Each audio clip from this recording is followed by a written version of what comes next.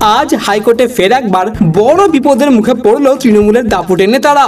মুর্শিদাবাদে ওয়াকফ সংশোধিত আইনের প্রতিবাদে সাম্প্রদায়িক দাঙ্গার ঘটনায় বিস্ফোরক রিপোর্ট দিয়েছে কলকাতা হাইকোর্ট দ্বারা গঠিত 3 সদস্যের ফ্যাক্ট ফাইন্ডিং টিম। রিপোর্টে শাসক দলের একাধিক নেতার বিরুদ্ধে সরাসরি হিংসার প্ররোচনা দেওয়ার অভিযোগ উঠেছে, এমনটাই সূত্রের খবর। এমনকি হিংসা হচ্ছে দেখেও পুলিশ নিষ্ক্রিয় ছিল, এমনটা চাঞ্চল্যকর উল্লেখ করা হয়েছে ওই রিপোর্টে।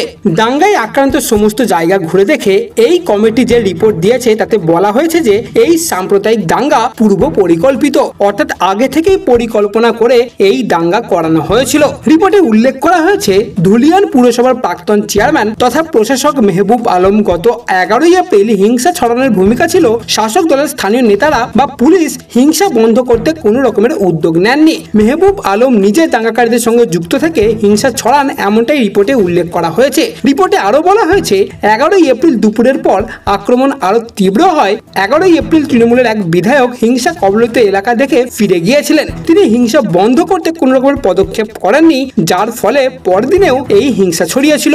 পাশাপাশি আবার রিপোর্টে পুলিশের ভূমিকা নিয়েও বড়সড় প্রশ্ন তোলা হয়েছে। রিপোর্টে উল্লেখ করা হয়েছে মুর্শিদাবাদের দাঙ্গায় যখন আক্রান্তদের বাড়ি, দোকান, মন্দির ভাঙচুর করা হয়েছে তখন নীরব দর্শকের মতো ভূমিকা পালন করেছে পুলিশ। আক্রান্তদের কাতর আর্তনাদেও দাঙ্গাকারীদের আটকাতে কোনো রকমের পদক্ষেপই করেনি পুলিশ। ফ্যাক্ট ফাইন্ডিং কমিটির রিপোর্টে জাফরাবাদে বাবা এবং ছেলের খুনের কথা উল্লেখ করা হয়েছে।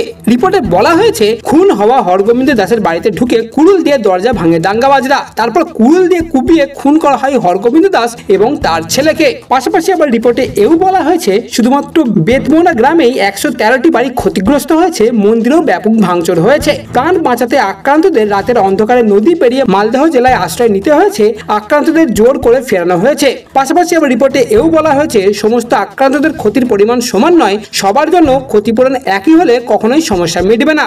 প্রত্যেকের ক্ষয়ক্ষতির পরিমাণ সমীক্ষা করে ক্ষতিপূরণ দেওয়া উচিত, এমনটাই জানানো হয়েছে ওই রিপোর্টে।